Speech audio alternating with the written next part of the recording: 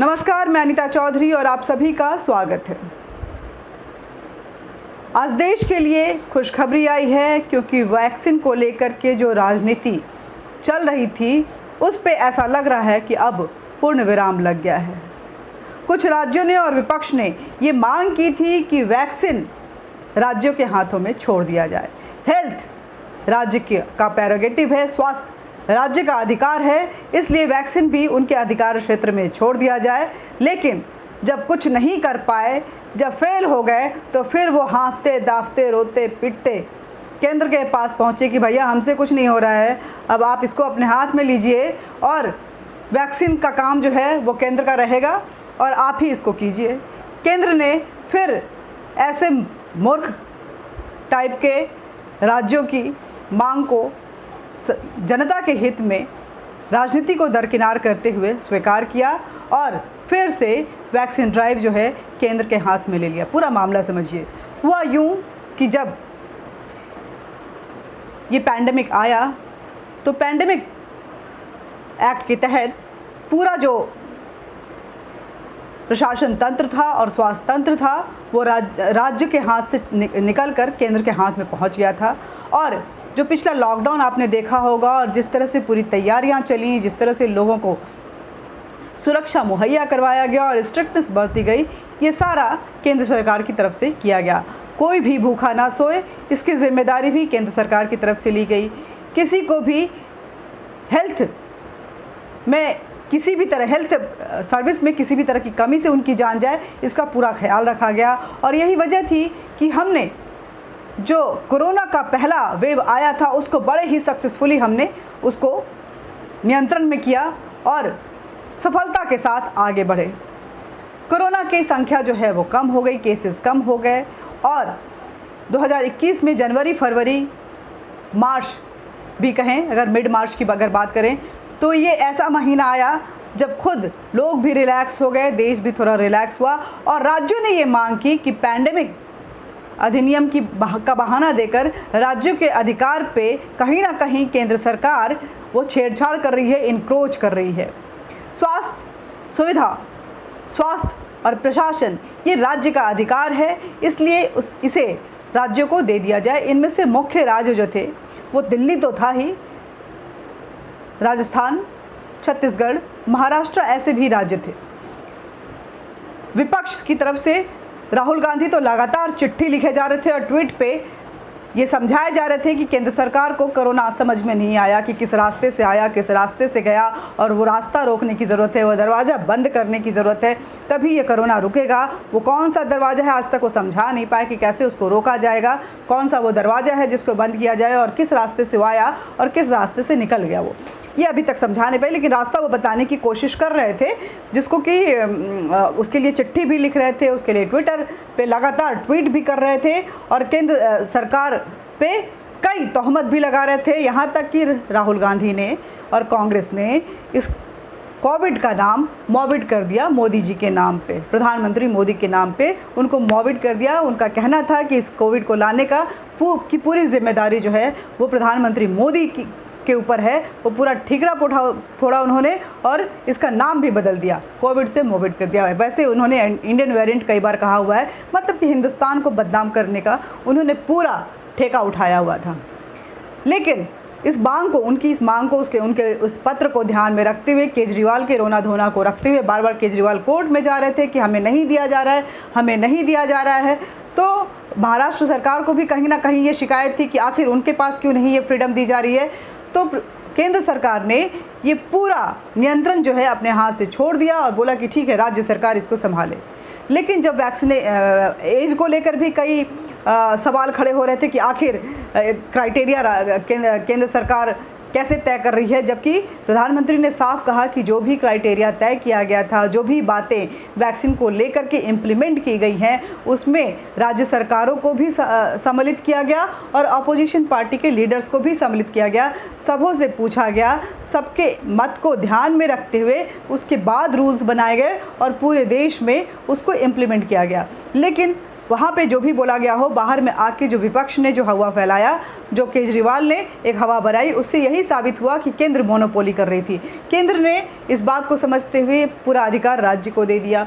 अब जब केजरीवाल साहब को ये अधिकार मिल गया, तो जब वैक्सीन खरीदने की बारी आई तो कहीं ना कहीं केजरीवाल फेल हो गए। उनके पास कैसे अपना पैसा वो खर्च कर दे जो अपने पब्लिसिटी में खर्च करते हैं, वैक्सीन के नाम पे तो वो खर्च कर नहीं सकते हैं। आखिर केंद्र की तरफ से दिल्ली को जो भी बजट मिलता है वो फ्री बिजली, पानी और केजरीवाल साहब के पब्लिसिटी पे तो ही खर्च होता है।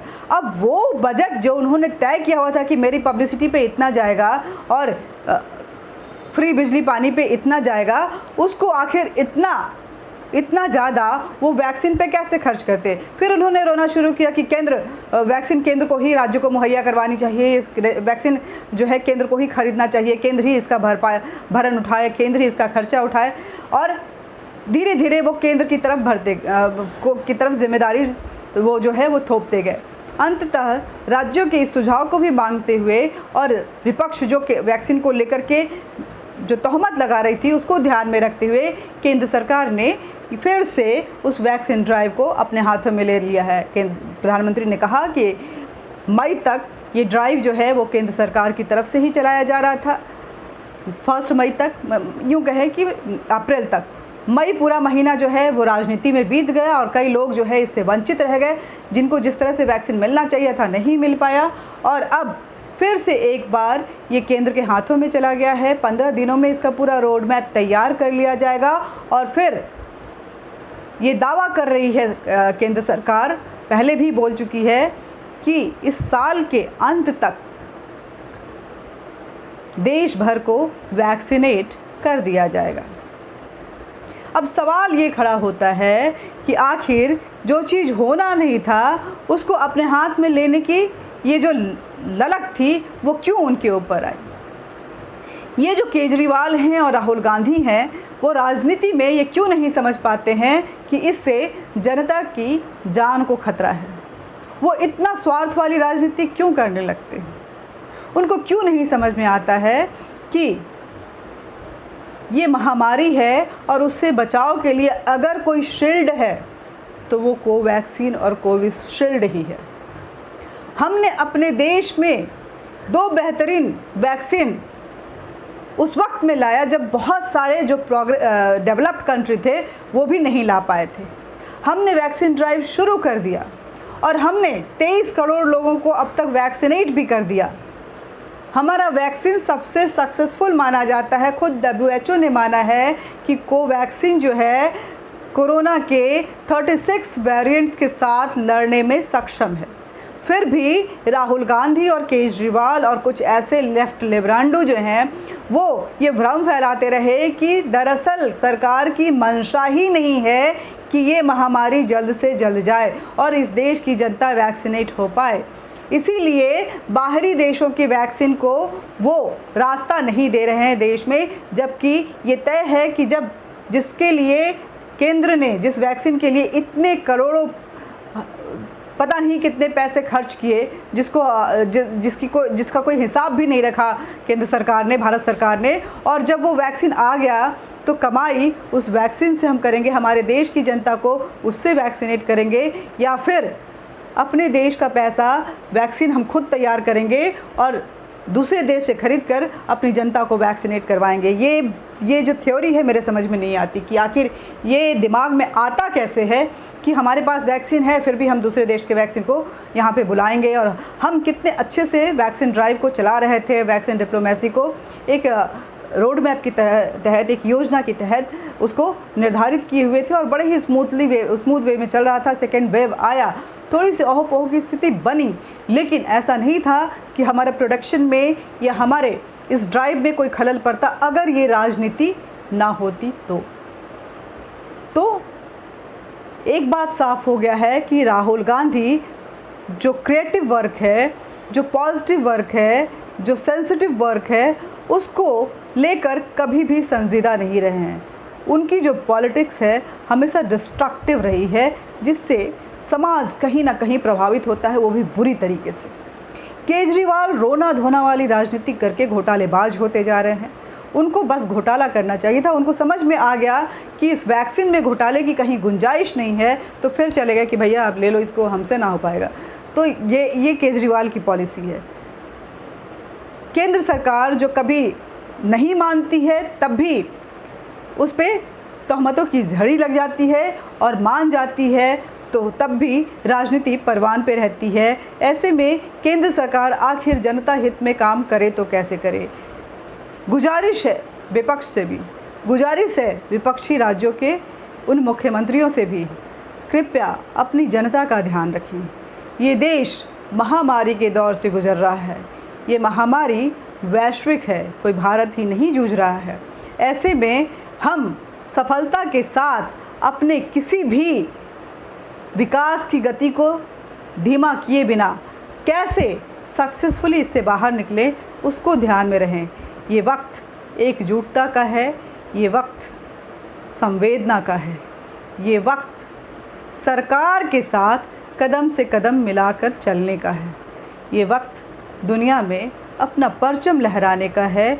ऐसे में ये गंदी राजनीति जो भारत को पीछे धकेल सकता है, उससे बचें। सरकारें आती रहेंगी, जाती रहेंगी, लेकिन भारत सरकार अगर काम करेगी, जब इस तरह की विपदा में, चाहे पार्टी कोई भी हो, जब भारत सरकार काम करेगी तो वो देश हित में और जनता के हित में ही काम करेगी। हमने एक किताब पढ़ी थी प्रेमचंद की, पंच परमेश्वर। उस पंच परमेश्वर के जो अर्थ हैं उनको याद कीजिए, उनको समझिए कि जब पंचायत में उस व्यक्ति को जो हमेशा क्रिटिसाइज़ करता रहता है, जब उस पद पे बैठाया जाता है, तो वो भी वही करता है जो नीतिगत फैसले होते हैं, जो जनहित में होते हैं, वो भी वही फैसले लेता है। आज देश को सारे इन नेताओं की एकजुटता की ज़रूरत है ताकि देश इस महामारी से निकल सके और जनता जो इस विषम परिस्थिति में फंसी हुई है, जहाँ पे जन की हानि है, जहाँ पे धन की हानि है और जहाँ पे मन भी कहीं ना कहीं उदास है, ऐसे में ये नेगेटिव पॉलिटिक्स और भी ज़्यादा इस देश के जनता को और दुखी कर रहा है, उनको नेगेटिविटी में धकेल रहा है। अंत में इतना ही कहना चाहूँगी, देश हित जो है वो सर्वोपरि है, राष्ट्र हित सर्वोपरि है, वहाँ पे राजनीति की कोई गुंजाइश नहीं है। इसलिए जय हिंद, जय भारत। मिलते रहेंगे, बातचीत करते रहेंगे। वीडियो शेयर ज़रूर कीजिए, लाइक कीजिए और सब्सक्राइब भी कीजिए। अपनी सलाह कमेंट बॉक्स में ज़रूर दीजिए, ताकि अगर कुछ भी ऐसा सलाह आपकी तरफ से आता है तो मैं उसको ध्यान में रखते हुए अपना विकास भी कर सकूं, अपने मानसिक विकास को कर सकूं, अपने पर्सनालिटी इम्प्रूवमेंट को ध्यान में रखूं और आपके सहयोग और समर्थन से और भी निकल कर बाहर निकलूं। नमस्कार।